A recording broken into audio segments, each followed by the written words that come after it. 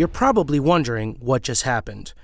You're probably thinking, he forgot the wedding anniversary, or insulted her parents in a family dinner, or was 5 hours late to pick up the kids at school, or worst of all, forgot her birthday. I'm happy to report all of these are very, very far from the truth. Here is what is really happening. That's right, Laundry Day. I decided to bring you a special message God placed on my heart some years ago, although peculiar in the nature it came, but profound in its attempt to give me a serious and major heart check that has shaped the way I see and lead in ministry with others. But let's start from the beginning of understanding laundry. It's safe to say that laundry, if not done right, can cause major problems that has been the cause of divorce and separation in family households, believe it or not. When he got here and has learned that his 14-year-old son is accused of shooting to death his 17-year-old daughter. What we're hearing from family here on the scene that led up to the shooting was an argument over clothing, that the brother and sister were arguing about how the sister had bleached some of his clothing, and somehow that escalated to this deadly violence. Husbands are not allowed to do laundry. You're supposed to clean it out after every time. I cleaned it out. No, and that's for heavy What's it matter though? stuff. Doesn't it get washed? Because it goes longer, it uses more water, it uses more energy and wasteful resources But that now we don't it's have to extra spend. clean. No, it is not. Cold. Okay. Done. Got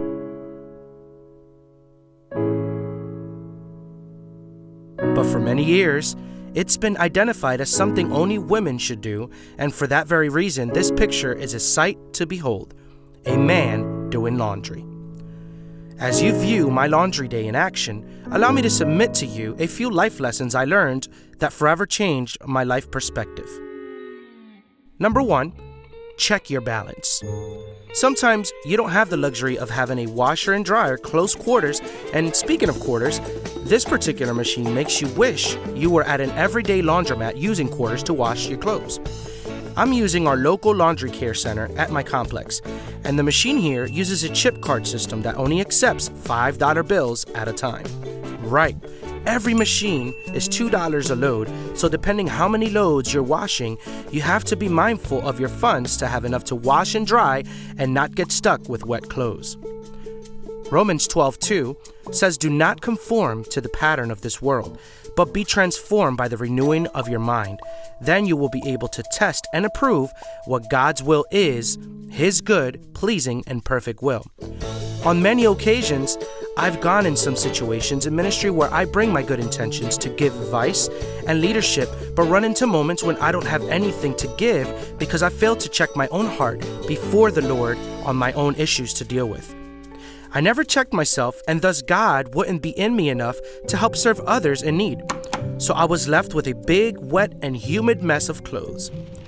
Having to leave where God positioned me to be, running to find the temporary solution, thus hurting others in the process, leaving your stinky, wet clothes behind.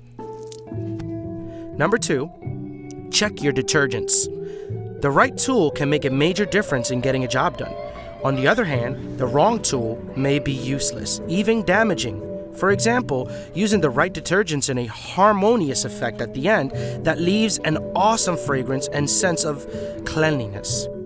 On the other hand, the wrong mix of detergents from scents to chemicals can damage your clothes and even cause allergic reactions to yourself or family.